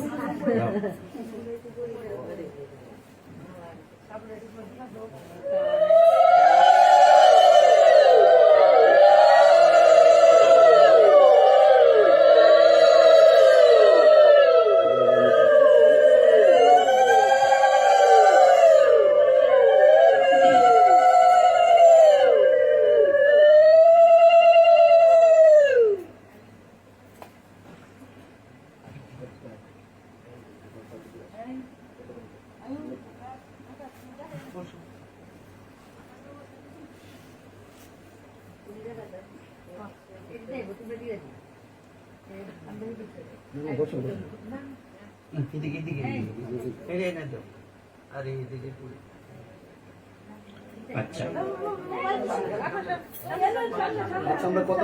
আচ্ছা, একজন ব্যক্তি সে যখন একটা বিল্ডিং তৈরি করার আগে সে কি চিন্তা করে যে আমি একজন ইঞ্জিনিয়ারের কাছে যাব, একটা হইলো কোনো পরিকল্পনা নাই। এই যে আশেপাশে যারা আছে যে কি বলে রাজমিস্ত্রি, তুমি তোমার মতো বানাও, আমি একটু যতটুকু পারি করে দিলাম, এটাই একটা জিনিস। আর যখন ইঞ্জিনিয়ার একটা স্ট্রাকচার করে দিলেন, আমাকে একটা মানে এমন ভাবে আমার মাটির সিস্টেমটা এরকম, আমার সূর্যটা কোন দিকে পড়বে, এবং এই নানান দিকে আছে, বাস্তুশাস্ত্রের ব্যাপার আছে। তো এটা তো আর ইঞ্জিনিয়ার তো আর বাস্তুশাস্ত্র দেখে না, আমাদের এরা বাস্তুশাস্ত্র দেখে। তো ইঞ্জিনিয়ার যখন এই ঘরের স্ট্রাকচারটা করে দেন, তখন ওই ঘরটা কিন্তু, ওই বাড়িটা কিন্তু বিশেষ হয়, সুন্দর হয়, এখানে কোনো ত্রুটি থাকে না। তো ওইটা যেমন একটা স্ট্রাকচার, তেমনি ওই ভগবানের বাড়ি কোন জায়গায়, হ্যাঁ, নন্দ মহারাজ এই কোথায় থাকেন, গোবিন্দের রুম কোনটা, ওই রকম একটা স্ট্রাকচার, এইটার নামই যোগপীঠ। হ্যাঁ, ওই স্ট্রাকচারের মাধ্যমেই আমাদের চিন্তা করতে হবে। যেটা বলছিলাম, দুটো ঘটনা। একটা ঘটনা হচ্ছে যখন অর্জুন একটা এরকম স্ট্রাকচার বানিয়ে, চক্রবয়ের স্ট্রাকচার দেখছো না, সিরিয়ালে দেখাইছে মহাভারতের, এই স্ট্রাকচার বানিয়ে সে দেখছে যে কোন জায়গায় কোন সৈন্যটা থাকবে, মানে রিভিশন দেয় না, গুরুদেব যে শিখাইছিল গুরুকুলে রিভিশন দিতেছে।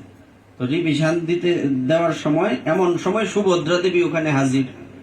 কি বলছে, তুমি কি করো? তুমি তো বলে না আপনি, আমরা আমাদের মতো বলি কলির জীব। তো কি করেন না, এখানে চক্রবহের কিভাবে স্ট্রাকচারটা দেখছি। তখন বলছে তাইলে আমাকে শিখান। তুমি শিক্ষা কি করবা? বলছে না, আমার মন চাইছে। আচ্ছা যাক, তখন উনি গর্ভবতী। তখন সেখানে সেই স্ট্রাকচারটা উনি বোঝাচ্ছেন, বোঝাতে বোঝাতে দেখা গেল কিভাবে ঢুকবে ভিতরে, এটা উনি ভালোই শিখলেন। বাকি সময় এমনিতে, একে তো মেয়ে মানুষ, দ্বিতীয়ত উনি এই যেহেতু উনি গর্ভবতী, শরীর এমনিতেও ক্লান্ত, এমনি কোন ফায়দা, ঘুমায় পড়ছে। এবার অর্জুন কিন্তু ওনার সিরিয়ালে বলে চলে গেছেন কথাটা। হ্যাঁ, তো দেখা গেল ঢোকার যে শিক্ষাটা উনি লাভ করেছেন, কিন্তু বেরিয়ে আসার শিক্ষাটা উনি লাভ করতে পারেননি। যেই বিষয়টা এই গর্ভে থেকে সে অভিমন্যু শুধু যাবারটা শিখছে, আসারটা বের হওয়ারটা শিখতে পারেনি। এটার মধ্যে কিন্তু আরেকটা তত্ত্ব আছে। কিরকম, যখন কেউ গর্ভবতী থাকবেন তখন তার কর্তব্য কি? আমাদের সমাজে কিন্তু কিছু বিষয় প্রচলিত না, সর্বনাশ, 5 মাস হয়ে লেগে কিন্তু আর সেবা পূজা দিতারে না, কয় কিনা এরকম। এগুলি হচ্ছে, এরা হচ্ছে কলির স্বর, এদের কথা শুনবেন না, বরং ওই সময় আরো বেশি বেশি পূজা দিবেন। যেদিন সন্তান জন্ম হবে এই দিন আপনি পূজা দিতে পারবেন। জন্ম হওয়ার পরে কিছু রেস্ট্রিকশন, কিছু নিয়ম কানুন আছে যে সেবা পূজা দেওয়া যায় না, এই অসুস্থ। এর আগে কোনো অসুস্থ নাই, কারণ ওই সময় আপনি যত ভালো সেবা করবেন ভগবানের মন দিয়ে, যত ভাগবত পাঠ করবেন, যত শ্রবণ করবেন, অর্থাৎ এক কথায় ভগবানের সাথে যত যুক্ত থাকবেন, আপনার সন্তান তত স্ট্যান্ডার্ড ভক্ত হয়ে জন্মগ্রহণ করবে, নতুবা সম্ভব না। তাইলে এটা গেল, একটা তত্ত্বটা আসছে তাই বলছি। তো যখন অভিমন্যু ঢুকবেন, যুদ্ধের সময় ঢুকেছেন, উনি নিজেও জানেন বের হওয়া শিখতে পারেন, এখন প্রশ্ন করতে পারেন, পরে তো শিখতে পারতেন, ওই সময়টা উনি পায়নি। হ্যাঁ, ওই সময়টা উনি পাননি, যেই কারণে উনি আর বের হওয়ার যে সিস্টেমটা ওটা শিখতে পারেননি। তা আমরা যে যোগপীঠ স্মরণ করব, যাই করব, আমরা যাতে ওই একটু, শুধু যোগপীঠের বেলায় না, এটা সবকিছুর বেলায় একটু জানলাম আর একটু জানলাম না, অর্ধেকটা জানা কিন্তু বিপদ। একবারে না জানা ভালো, আর জানলে ভালো। জানাটা কোনটা, জানলে এটা ভালো করে জানতে হবে আমাকে। একটু জানলাম আর একটু জানলাম না, অর্ধেকটা কথা কিন্তু মৃত্যু ডেকে আনতে পারে। একজনের অর্ধেকটা কথা আপনি শুনলেন, আগে পরের কোনো কিছুই শুনলেন না, ওইটা অর্ধেকটা গিয়ে আরেক জায়গায় প্রেজেন্টেশন করলেন, করার সাথে সাথে দেখা গেল ওইটা একটা বিশাল ঝগড়ার সৃষ্টি হয়ে গেল, আগে পরের কিছুই বললেন না, শেষে তো মারামারি, খুনাখুনি ইত্যাদি। এই জন্য আমাদেরকে এই বিষয়গুলি বিশেষভাবে গুরুদেবের থেকে জানতে হবে। যেহেতু প্রসঙ্গক্রমে আমাদের আসছে, তাই প্রাথমিক কথাটা বললাম। এটা একটা স্ট্রাকচার, এই স্ট্রাকচারটা আমাদের বিশেষ রূপে শিখতে হবে, মুখস্থ করতে হবে। হ্যাঁ, যে কোন জায়গায় আমি কোন দরজা দিয়ে ঢুকবো, ওখানে সিস্টেম আছে কিনা চক্র বইয়ের মধ্যে, যে কোনো দরজা দেখলেই ঢোকা যাবে না। হ্যাঁ, আমি কোন দরজা দিয়ে ঢুকবো, এবং এটা গুরু পরম্পরার উপর ডিপেন্ড করবে। একদম গুরুদেব কোন পরিবারের কোন দিক দিয়ে ঢুকা, উত্তর দ্বার, দক্ষিণ দ্বার, পূর্ব দ্বার আর পশ্চিম দ্বার, 4টে দ্বার। 4টা দ্বারের 4 জন প্রধান আছে, দ্বার রক্ষী। তো যে আপনি যে পরিবার, সেই পরিবার অনুযায়ী আপনি সেই দরজা দিয়ে ঢুকবেন। এটা কিন্তু অন্য একটা ব্যাপার। তো কাজেই তারপরে ওখানে যাওয়ার পর কার পরে কার অর্চন করবেন, কার পরে কার দর্শন হবে, কিভাবে কিভাবে যাবেন, এটা একটা সিস্টেম অনুযায়ী আমাকে যেতে হবে। হ্যাঁ, বলার অর্থ হচ্ছে এটা আলাদা একটা জগৎ। এটা এটা একটা আলাদা জগৎ। আমরা যেমন সংসার একটা জগৎ, এই জায়গার মধ্যে একটা সংসার নিয়ে আমরা বসছি না। আমাদের এদিকে আলমারি আছে, এদিকে গ্রন্থের আলমারি আছে, এদিকে কাপড়ের আলমারি, এদিকে এই গ্রন্থ আছে, এদিকে অমুক তমুক, ওইদিকে রান্নাঘর, ওইদিকে মন্দির। এটা একটা স্ট্রাকচার। হ্যাঁ, ওইটা একটা আলাদা জগৎ। আমাকে ওই রকম ভাবে ভাবতে হবে, চিন্তন করতে হবে। তো এখন এটা যদি আমরা আগে ভাগে গুরুদেবের থেকে না পাই, পরে কি সম্ভব মনে হয়? এই সংসারটা কি একদিনে লয়ে বইছ? বাড়িতে এত বড় সংসার জোড়াইছো, এটা একদিনে হয়ে পড়ছে? হ্যাঁ, এগুলি জোড়াইতে তো অনেক, তুমি নিজে চিন্তা করো, কোন থেকে কই আইছো, একদিন হয়ে পড়ছে? কোনোদিনই হয়েছে না। অনেক কষ্টের পরে এই জায়গাতে আসতে পারছো। একটা কতটা ফাইট করার পর এই জায়গাতে আসছি আমরা। সুতরাং আমাকে এটা চিন্তন করতে হবে। এখন থেকে যদি আমরা না করি, সময় তো আছেই না। গুরুদেব তো তোমাকে নিজের ইচ্ছাই দেবে না এসব। হ্যাঁ, ডেকে নিয়ে দেবে না, কারণ গুরুদেব ডেকে নিয়ে দেবেন যদি গুরুগত প্রাণ কোন শিষ্য থাকে। সে গুরু সেবা ছাড়া আর কিছু বোঝে না, কোনো প্রশ্ন দরকার নাই, আমার কিছুই দরকার নাই। আমার কাজ গুরুদেবের সেবা করা, গুরুদেব কিছু দিলে দেখ, না দিলে না দেখ, আমার কিছু দরকারই নাই, আমার গুরুদেবকে দরকার। এই শিষ্যকে গুরুদেব ডেকে নিয়ে দেবেন। আর আমরা যারা আছি সাইডে মাইডে, কোন গুরুদেবের সাথে ফিকির সাদের কপাল মন্দ, গুরুর সাথে নাই সম্বন্ধ। আমরা বছরে 6 মাস একদিন দেখা হবে কি না হবে বলা যায় না, আমরা গিয়ে গুরুদেবের কাছে প্রার্থনা করব। তখন গুরুদেব যদি মনে করেন আমরা যোগ্য, বা যোগ্য করে নেবেন উনি, তারপর এটা দেবেন। আমারই তো ফেটো খিদা নাই, এক কাগজ আইন রাখা দিবা, কারণ এখন তো এটা একটা টেন্ডেন্সি চলছে, মনে হয় ভগবান ফাইলছে। সিদ্ধ প্রণালী মানে কি বিশাল ব্যাপার, মানে সার্টিফিকেট ফাইলছে। সার্টিফিকেট পাওয়াটা তো মুখ্য না। এটা যে আইন না তুমি বাইন্দা তৈরি আলমারির ভিতরে, এটার মধ্যে কি হাফ না ব্যাংক, এটা তুমি জানো না। সার্টিফিকেট লাভ কি? অর্থাৎ আমাকে আনতেও হবে, আবার এটা আমার যাজনও করতে হবে, যে রান্ধে চুলো বান্ধে। হ্যাঁ, কাজে আমার শুধু এনে ঘরের মধ্যে রেখে দিলে হবে না, এটা আমার জীবনে প্রয়োগ করতে হবে। তো এটা কবে করব? একটু বয়স হইলে তো মনেই থাকবে না। তা প্রশ্ন করতে পারেন যে আমাদের তো বয়স হয়ে গেছে, আমাদের কি করা উচিত? যতটুকু করা যায়। প্রাথমিকটা তো অন্তত শিখতে পারবো নাকি, প্রাইমারি স্টেজটা তো অন্তত অতিক্রম করতে পারবো। এটা তো অনেক কিছু।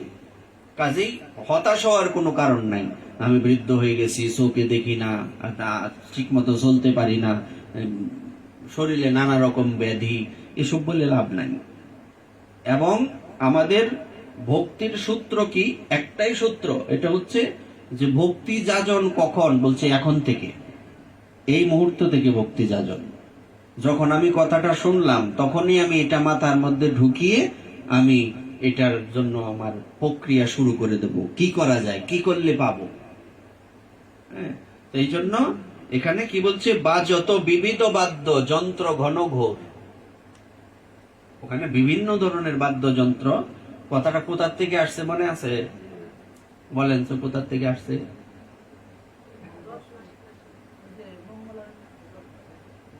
এই এই এই প্রসঙ্গটা আসছে কিসের থেকে? ওই জায়গাটা মনে রাখতে হবে। তাইলে বোঝা যাবে যে না এরা মন দিয়ে পাঠ শুনতেছে। আমি তো মাঝখানে আছি, যে শুরু হয়েছে না, এই সময় আর একটু আগে শুরু হয়েছে। তাহলে আমরা এই জায়গা থেকে আসছি যে আমাদের যে এই রাধারানীর সখীগণ, ওনারা এক একটা কাজে এক একজন বিশেষ রূপে পারদর্শী। এটাই তো বলছিলাম, এই কথার থেকে এই কথাগুলি আসছে। হ্যাঁ, তো ওখানে বিবিধ রকমের বাদ্যযন্ত্র বাজছে, আর ওখানে যিনি পদকর্তা শ্যামানন্দ, উনি কি করছেন, উনি ওখানে আনন্দে জয় ডঙ্কা বাজাচ্ছেন, বাজায় জয় ঢোল, মানে জয় ডঙ্কা বাজানা, বিজয় হইলে কি কিছু বাজায় মনে হয়, জয় ডাক। হ্যাঁ, মানে যদি যুদ্ধে কেউ জিতে তখন কি হয়, এটা ঢাক বাজায় না, এটা জয় ডাক। হ্যাঁ, তো ওই রকম শ্যামানন্দে আনন্দে বাজায় জয় ঢোল, সে জয় ডাক বাজাচ্ছে কেন, বলছে আমার আজকে জয় হয়েছে। যে কিসের জয় হয়েছে, না আমি যে লীলাটা আজকে দর্শন করলাম এটা আমার পরম প্রাপ্তি। যুগল কিশোর বসে আছেন প্রতনবেদীর উপরে, ওখানে কত সুন্দর আরতি হচ্ছে, গাওত সুকপিক নাচত ময়ূর, চাঁদ উপেক্ষী মুখ নিরকে চোকর। হ্যাঁ, এই জন্য উনি জয় ঢাক বাজাচ্ছেন। বলবার অর্থ হচ্ছে আমাদের বিজয় কখন হবে, আমাদের লক্ষ্য কোনটা। আগেই বলছিলাম আমরা সবাই এখানে সাধু না, আমরা কি, আমরা সাধক। সাধক সাধু হয় যখন আপনার এই সব স্বরূপে সিদ্ধি হয়ে যাবে, তখন আপনি সাধু, আর এর আগে সাধক। কিন্তু যেহেতু এই বলতে হয় তাই মানুষে বলে সাধু সাধু বলে, কিন্তু সাধু সাধু বলা উচিত না, সবাইকে সাধু বলাটা উচিত না। কেন, তাহলে এই শব্দটাকে একরকম অপমানও হয়, যে কেউ আমরা এই সাধু, তুমি নদু সদু সবাই সাধু হয়ে পড়ছে। সাধু হচ্ছে উনারা হচ্ছেন সাধু, যারা বৃন্দাবনের নিত্য নবদ্বীপে যারা ভজন করে যাচ্ছেন, এরকম সিদ্ধি স্তরে যারা উঠে গেছেন, যেমন কালাচান্দিরা ইয়ে করায় না, স্থূল প্রবর্তক সাধক সিদ্ধি, এরকম যারা সিদ্ধি স্তরে গিয়েছেন তারা হচ্ছেন সাধু। আর আমরা সবাই কি, ছোট বড় আমরা সবাই সাধক, কেউ বড় ব্যবসায়ী, কেউ ছোট ব্যবসায়ী, আছে না এরকম। তা আমরা ছোট হই বড় হই, আমরা সবাই সাধক, কোনো না কোনো দিকের আমরা সাধক। সুতরাং আমাদের লক্ষ্যটা কি, আমাদের লক্ষ্য হচ্ছে যেদিন ওই স্বরূপের চিন্তন করতে করতে আমাদের সাক্ষাতে এই লীলাটা আমরা দর্শন করতে পারবো। মনে করেন তো, ওই যে সনাতন গোস্বামী মানে রূপ গোস্বামীবাদ ওই লীলা দর্শন করে হাসছেন, ওই রকম স্থিতি যেদিন আসবে, এই দিন বলতে পারবে না যে আপনি সাধু। তো কাজেই আপনি বৈষ্ণব, আমি বৈষ্ণব, এই কথা বলার আগে লজ্জা হওয়া উচিত আমাদের। আরেকজনকে আপনি বৈষ্ণব ভক্ত বলতে থাকেন, কিন্তু সব জায়গায় সব উচ্চারণ করা যাবে না। আপনি অনেককে মহারাজ শব্দ উচ্চারণ, এই মহারাজ কি নদু সদুরে মহারাজ কোন যাইব, মহারাজ শব্দ যার তার সাথে যাবে না। ভক্ত, তাও ভক্ত তো না, এরপরও একটা ব্যাপার আছে। আমি ইচ্ছা করলে কি আমার নামের সাথে 108 লাগাই দিতে পারবাম? হ্যাঁ, অন্তত দেখা যায় অনেকেই গোস্বামী লাগাইতেছে, কোন এই সারাল বেড়াও গোস্বামী, হ্যাঁ, সারালেরও বইতে আছে। যদিও বলতে পারেন যে তুমি কি দম্ভ বা অহংকার বশত বলছো, একদম না, আমাদের এইসব শিক্ষাই নাই। আছে বৃন্দাবনের কোন বাবাজিরা, ইনারা কোন বইতে আছে? আমরা কিন্তু বইতা নিয়ে একদিন বিস্তারিত বলছিলাম, মনে আছে? বিস্তারিত কিন্তু কথাটা আমরা বলছি। অর্থাৎ বলার অর্থ হচ্ছে আমরা যাতে সাধু না সাজি শুধু। এবার প্রশ্ন করতে পারেন, হ্যাঁ এবার তুমি ঠিক কথা কইছো, কিছু টাইপের লোক আছে, এরা আছে আমার মন ওই মালা, আমার মালা লাগে না, এটি আবার ওভার স্মার্ট, এইগুলির কথা কিন্তু বলি নাই। মানে সাধু সাজতেও হবে, সাধু হওয়ার চেষ্টাও করতে হবে। যেহেতু কপালে তিলক, গলায় মালা আছে, এটা তো সাধু সাজা। আপনি এটা আবার এইভাবে নেবেন না যে সাধু সাজা ঠিক না। বলছে সাধু হও, সাধু সেজো না, এটার ব্যাখ্যাটা মানুষ ভুল ভাবে দেয়। যারা এসব করে না বা করার ইচ্ছা নাই, এরা এইসব কথা বলে থাকে, এদের কথা শুনবেন না। কারণ এরা আপনাকে পিছন ধরে টানছে যাতে আপনি সামনে এগিয়ে যেতে না পারেন। তো পিছনে, আগে কি কথাটা বলছিলাম, পিছনে তাকানোর আমাদের কোনো সময় নেই। যেমন শ্মশানে কাজ শেষ করলে পিছনে তাকাই না, তো আমাদেরও মল ত্যাগ করলে কোনো সময় কেউ পিছনে ফিরে তাকায়? সংসারের বিষয়গুলোকে মলবৎ পরিত্যাজ্য, মলের মতো ত্যাগ করতে হবে। তাহলে গিয়ে বোঝা যাবে যে আমি আসলে কি ভগবানকে পাওয়ার জন্য ত্যাগ করেছি নাকি লোককে দেখানোর জন্য ত্যাগ করেছি। যেমন আমি আমার অভিজ্ঞতা থেকে একটা কথা বলছি, যেটা এই মানে অপ্রিয় সত্য।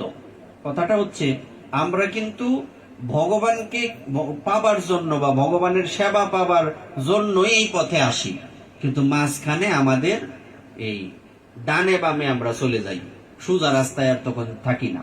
হয়তো প্রতিষ্ঠার লোভে চলে যাই, নয় অর্থের লোভে চলে যাই, এদিকে সোজা আর থাকে না রাস্তাটা। যেই কারণে অর্থাৎ বিষয়টা হচ্ছে এরকম, ভগবান এমন একজন ব্যক্তি, উনি দিতে পারেন না এমন কোনো জিনিস নেই। তো যখন আমরা কেউ ভগবানকে পাবার জন্য, তার সেবা পাবার জন্য ভজন করি, তখন ভগবান আমাদের বিভিন্ন বিষয় দিয়ে পরীক্ষা করেন। অর্থের, সম্মানের, পদ প্রতিষ্ঠার, এসবের লোভ আমাদের উনি দেখাবেন। যখন আমরা এই লোভের মধ্যে পড়ে যাব, তখন আমাদের ভজনটা ওখানে দাঁড়িয়ে যাবে, আর সামনে এগিয়ে যাবে না। এইটার দিকে সাধকের বিশেষ রূপে লক্ষ্য রাখা উচিত। যদি কেউ লক্ষ্য না রাখে, সে কোনোদিন কসমিন কালেও এগিয়ে যেতে পারবে না, যেখানে আছে ওখানে আটকে থাকবে, একদম বৃক্ষের মতো। যে বলছিলাম, যখন বনে আগুন লাগে তখন সেখানে পশু পাখি তো বেরিয়ে যায়, কিন্তু বৃক্ষগুলি বেরোতে পারে না, তাদের সেই আগুন সহ্য করতে হয়। কেউ পুড়ে মরে, কেউ অর্ধপুরা, কেউ আবার বাঁচে ভাগ্য থাকলে। তো আমরা সংসারের মধ্যে ওই বৃক্ষের মতো আটকে আছি। বৃক্ষের যে শিকড়, ওই শিকড় মাটির সাথে আটকে আছে, সে চলতে পারে না, কিন্তু আমরা চলতে পারি। কিন্তু চলতে পারলে কি হবে, আমরা ওই বৃক্ষের মতো সংসারটাকে ওই বিস্তার করে, মাকড়সা যখন জাল তৈরি করে, ওই জালের মধ্যে সে আটকে যায়। তো আমরা সংসারের মধ্যে জাল বিস্তার করার পর ওই সংসার রূপী জালের মধ্যে আমরা আটকে যাই, যেই কারণে আমরা এখান থেকে বেরোতে পারি না। এখান থেকে বের হওয়ার রাস্তা কি? ওই যে আমরা প্রথমে যেটা বলছিলাম, যে আমাদের লক্ষ্য কি থাকবে না, আমাদের লক্ষ্য হচ্ছে যে বিষয় থেকে আমাদের নিবৃত্ত হতে হবে, অনর্থ নিবৃত্তি। হ্যাঁ, প্রথমে শ্রদ্ধা, সাধু সঙ্গ, ওই যে প্রসঙ্গটা, যে 8টা বিষয় আছে এখানে প্রেম পর্যন্ত। তো প্রেম প্রাপ্তির আগে আমাদের অবশ্যই অনর্থ থেকে মুক্ত থাকতে হবে। আর এটা তো বললেই হবে না, আমি যতই চেষ্টা করি অনর্থ আমাকে ছাড়বে না, অনর্থ আমাকে ধরেই রাখবে, কিন্তু আমার চেষ্টা করে যেতে হবে। এটা ছোট্ট দৃষ্টান্ত দিয়ে বিশ্রাম দেব। এক জায়গায় বৈরাটি না, লক্ষ্যে আশ্রম আছে না, ফাঁকুন্দিয়া ফাগলনাথ আশ্রম, তুমি মনে গেছো না? আচ্ছা, ফাগলনাথ আশ্রম, ওখানে দেবালয় 3টা রুম না, এই পাশে, এদিকে মন্দিরের অপোজিটে, নাট মন্দিরের এই পাশে। তো এই রুমের মধ্যে, এটা বৃষ্টির দিন, তখন এই ভিতরে কিন্তু একটা রুমের থেকে আরেকটা রুমের এই যে উপরে ইয়ে নাই, কি বলে এটাকে, সিলিংও নাই, ঠিক আছে না, সিলিংও নাই, আবার ওয়ালটা এরকম যে যদিও দেখা যায় না, কিন্তু এই দিক থেকে এই দিকে ছিদ্র আছে, ফাঁকা আছে। এটা যেমন ফাঁকা নাই, ওই এর কারণে ওইটা ফাঁকা আছে আর একটু কম। তো মোটামুটি অনেকটা, প্রায় 10 ফুট তো দেয়াল হবেই ভিতরে। তো বৃষ্টির দিন একটা লাফাইন না ব্যাঙ আছে না, সিট আছে খালি, তো এই লাফানো ব্যাঙ এটা ঢুকছে, তো দরজার দিকে লাগানো, হালকা খোলা, কিন্তু সে আর বুঝতে পারতেছে না কোন দিকে যাবে, তো সে লাফাইতেছে এদিকে। তো আমি ভাবতাছি, দেখো সে লাফাইতেছে, ওই ওয়ালটা ডিঙায় নিয়ে যাইতে পারে, সে কি কোনোদিন পারবে ওয়ালটা ডিঙাইতে? কিন্তু সে চেষ্টা করতেছে। আমি অনেকক্ষণ তাকাইছিলাম ওই ব্যাংকটার দিকে, যে সে চেষ্টা করে যে আমি ওইটা ওয়ালটা কিভাবে পার করে যেতে পারি। ভগবানকে পাওয়া অত্যন্ত কঠিন, অসম্ভব না। আমাকে শুধু তাকে পাওয়ার জন্য তীব্র লালসা থাকতে হবে। কৃষ্ণ প্রাপ্তির 2টো কথা, আকুলতা আর ব্যাকুলতা, বাবা বলতেন। এই 2টো সব বিষয় যদি কারো মধ্যে না থাকে, তার এগিয়ে যাওয়া সম্ভব না। তাকে পাওয়ার তীব্র বাসনা, তীব্র লালসা। যেমন নেশায় আসক্ত জীব যেমন সদা সর্বদা ওই নেশার কথাই চিন্তা করতে থাকে, নেশা না পাইলে মা বাবাকে দইরা মারে, বউকে দইরা মারে, হ্যাঁ, এবং চুরি ডাকাতি করে, ছিনতাই করে নেশার জন্য। রাস্তাঘাটে যারা ছিনতাই করে ব্যক্তি নেশা কর বেশিরভাগই। একটা চুরি ধরে, এই দেও তো, তুমি তো দিয়েই দিবা। হ্যাঁ, তো এই তার কিসের নেশা, কি প্রাপ্তির নেশা? নেশা দ্রব্যটার প্রতি তার নেশা। তো আমাদের ভগবানকে পাওয়ার এরকম লালসা বা নেশা হতে হবে। আমাদের সংসারের মোহটা দূর করে ভগবানের প্রতি মোহিত হতে হবে। তাহলে কি হবে? ওই যে মুখটাকে শুধু ঘুরিয়ে দিতে হবে, কাম কৃষ্ণ আরাধনে, ক্রোধ ভক্তদ্বেষী জনে ইত্যাদি। মুখটাকে শুধু ঘুরিয়ে দিতে হবে, আর কিছু না। কারণ কামনা যদি কারো না থাকে, সে তো ফাতর, সে তো কোনো জীব হইতে পারে না। প্রত্যেকটা জীবের কামনা আছে, মনুষ্য না শুধু। আর মনুষ্য মাত্রের কামনা বিশেষ থাকবে। তো সেই কামনাটাকে শুধু ঘুরিয়ে দিতে হবে। এতদিন কিসের কামনা করতাম? না, এতদিন কামনা করতাম যে এই কিভাবে শরীরটাকে ভালো সাজানো যাবে। হ্যাঁ, এখন কি কামনা করব? না, এখন কামনা করব আমিও শরীরটাকে সাজাবো। মেয়েরা বিউটি বক্স থাকে না, বক্স থাকে তো, নানা রকম সোনো পাউডার ইত্যাদি। তো এরকম ভক্তেরও বিউটি বক্স আছে, আছে না? তিলকের একটা বক্স থাকে না লগে? এইটা কি? ভক্ত নিজেকে কিভাবে সাজায়? ভগবানের রঙে সাজায়। সে চিন্তা করবে, সে ভগবানের কাছে প্রার্থনা করবে, প্রভু এতদিন আমি নিজেকে সংসারের রঙে রাঙিয়েছি, এখন থেকে আমি তোমার রঙে আমাকে রাঙাতে চাই। তো তোমার কাছে তোমার কি কাজ? যদি প্রশ্ন করা হয় ভগবানকে, হ্যাঁ, যে তাহলে তোমার এখানে কি কাজ? আমি না তোমার রঙে আমাকে রাঙাবো, তো ভগবানের এখানে কাজ কি? ভগবানের কাছে প্রার্থনা করতে হবে। তোমার একটাই দায়িত্ব, সেটা হচ্ছে আমি যদি তোমার রঙে নিজেকে রাঙানোর পর যদি কোনোদিন হারিয়ে যাই, আমাকে তুমি হারাতে দিও না। কারণ আমি সামান্য ব্যক্তি, আমি তোমাকে, তোমার হাতটা আমি ধরেছি, বালক ছোট বালিকা, ছোট আমি একটা শিশু, আমি তোমার হাতটা ধরেছি। যে কোনো দিকে আমার মনটা চলে গিয়ে আমি তোমার হাতটা ছাড়তেই পারি। তা আমি যদি তোমাকে ছেড়ে দিই, তুমি আমাকে ছেড়ো না। আর ভগবান তো আরো কড়া কথা বলেছেন, যেটা আমাদেরকে বিশেষভাবে উদ্বুদ্ধ করে, যে তুমি যদি আমাকে ছেড়েও দাও, আমি তোমাকে ছাড়বো না। এই বিষয়টা শুধু ভগবানের কাছে প্রার্থনা থাকবে। কারণ এত সহজ না তো তাকে পাওয়া। যদি কেউ মনে করে আমি কৃষ্ণকে পাবো, সম্ভব না।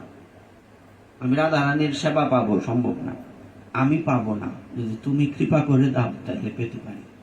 কারণ আমার তোমার সেবা পাওয়ার মতো কোনো অধিকার, যোগ্যতা, শক্তি, সামর্থ্য কোনোটাই নেই। তুমি যদি ইচ্ছা করো। আমরা কিন্তু ভগবানের কাছে প্রার্থনা জানাই কিংবা ভোগারতিতে গাই না, নিজ গুণে গ্রহণ করো। নিজ গুণে শব্দটা কি? মানে আমার অনেক রকম ফল্ট, আমার অনেক রকম সমস্যা, আমার সমস্যার কোনো অন্ত নেই।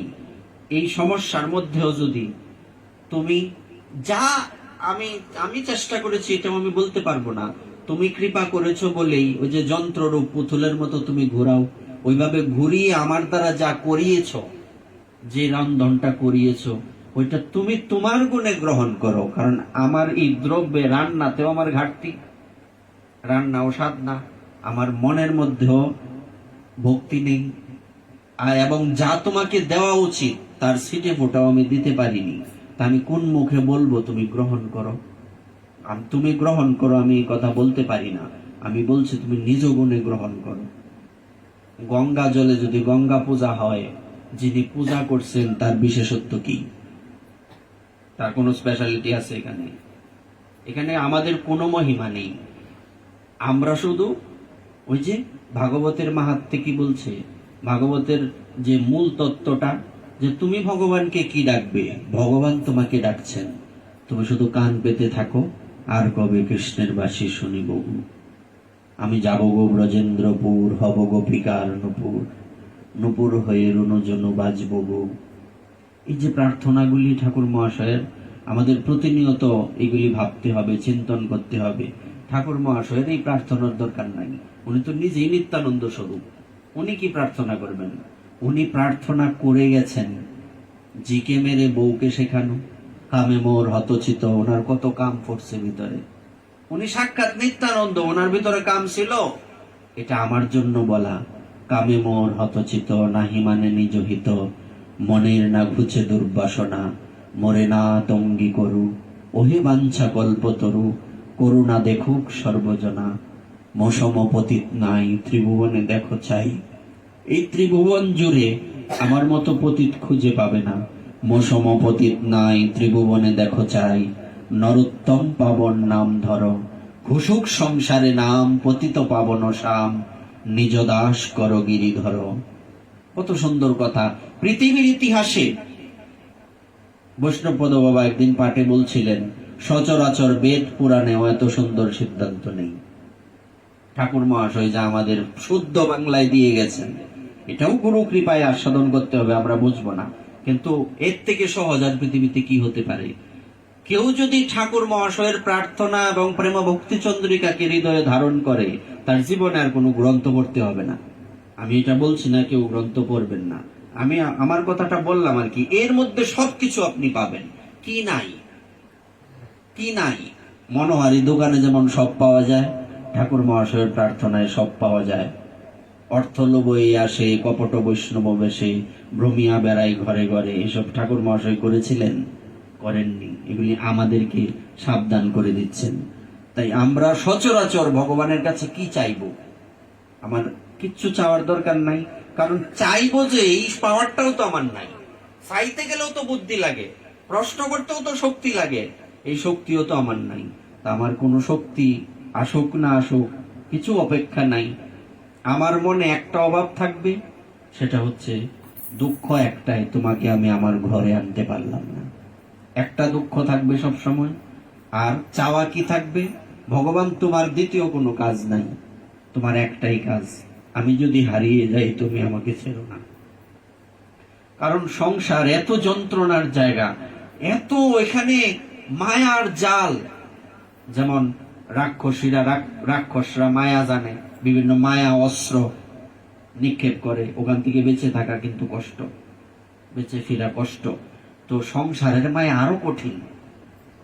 এখানে আমার বেঁচে থাকা সম্ভব না যদি গুরুদেবের চরণকে আঁকড়ে ধরা যায়, যদি ভগবানের নামটাকে কোনো সময় ছাড়া না যায়, আর অহংকার শূন্য, এটাকে জায়গা দেওয়াই যাবে না।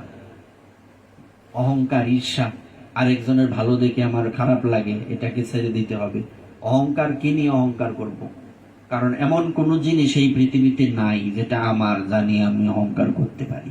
আমি ব্যক্তিটাই তো আমার না, আমার যে নামটা সেটাও আরেকজনের দেওয়া। কি, আমার নামটাও তো আরেকজনের দেওয়া, তে আর আমার কি আছে পৃথিবীতে?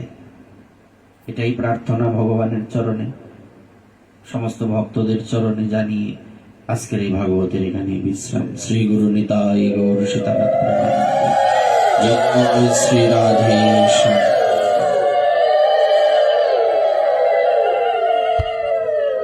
সাধুরা আসলে